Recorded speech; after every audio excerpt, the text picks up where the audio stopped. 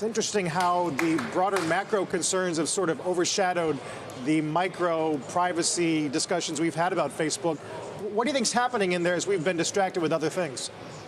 Well, so Carl, this lawsuit is a deal that I think investors need to pay close attention to. If the plaintiffs can demonstrate that Facebook did warn its employees and did not warn the users, then the potential award could be huge. I mean, if you think about it, there are tens of millions of affected users.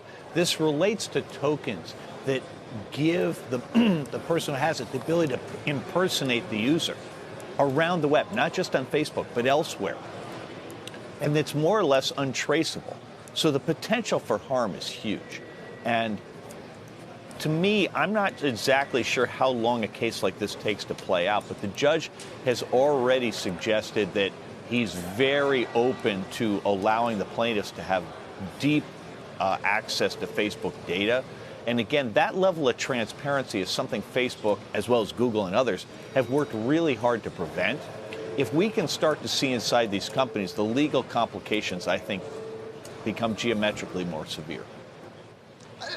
Roger, it's John. I get that, but with some of these headlines, I feel like people are taking their eye off the ball where Facebook is concerned. I mean, this single sign-on issue, kind of esoteric. I mean, I thought that was a kind of sketchy idea to begin with. Sign in everywhere with Facebook. People should have been skeptical of that. But then this audio recording thing, with people listening at Facebook, transcribing audio recordings. I mean, yes, all of these companies are doing that. People should have expected it. To me, the core issues are people don't understand the data that Facebook has on them. They really don't understand how that data exponentially gains power and intrusiveness when combined with other data sets. And C, there aren't laws and regulations to protect that. I mean, those are the core issues the way I see it. No, John, I think you're absolutely right, particularly with respect to the audio transcription issue. Because, as you say, all of the companies were doing this. Apple stopped, everybody stopped. And in my mind, we need to be incredibly skeptical. For a long time, we trusted tech companies with our data. We just assumed that convenience would always translate into benefit. It never occurred to us that convenience might, in fact, be a drug being used to lure us into harm. And that's now becoming really evident across essentially all internet platforms and some other tech companies. From my perspective, I agree with you relative to the audio transcription issue. I don't know that there's a legal problem here for anybody. What I know is it should be a warning sign to people, hey, don't put Alexa in your house.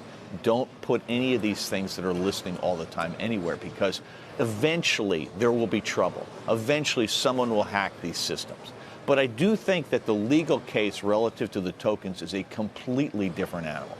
The fact that Facebook warned its employees and did not warn its users, and that may have occurred over a period of years, in my mind, that makes the economic liability here something that investors need to pay attention to, because, they didn't care about the FTC case. And it's possible that this case will be one of the things that's protected by the blanket immunity in that case.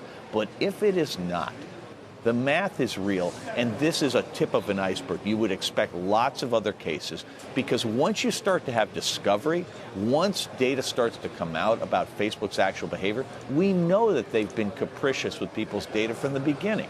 And it's just not going to look good to read those transcripts out loud in a court. Roger, I want to get your thoughts. I mean, it's been about a week since this was really, thrust into the spotlight of the news, but I don't know that we've gotten your thoughts on this yet.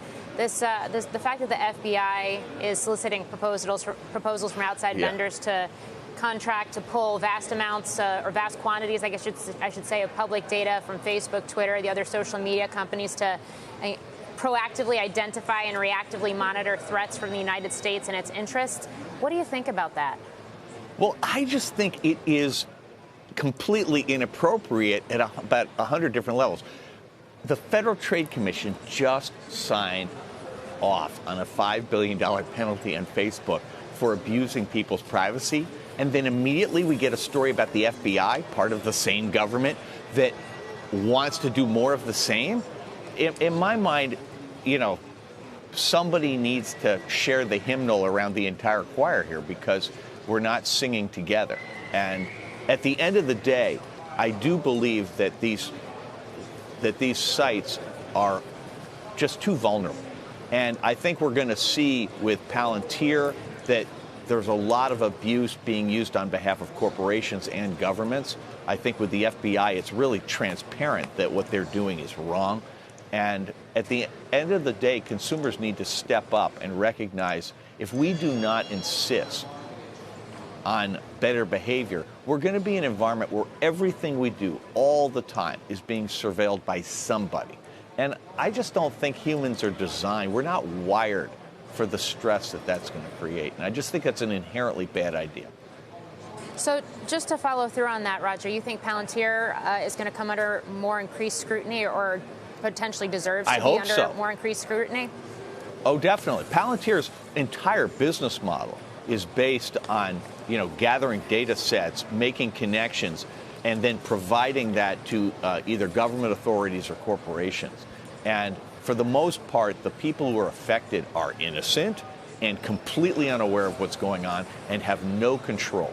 And in my mind, to build a business around that is ethically wrong. And, I just think Palantir is, put itself forward as, speeding up the process of doing surveillance for government agencies and corporations. And that's obviously a good business because the revenues have grown rapidly, but that doesn't make it right.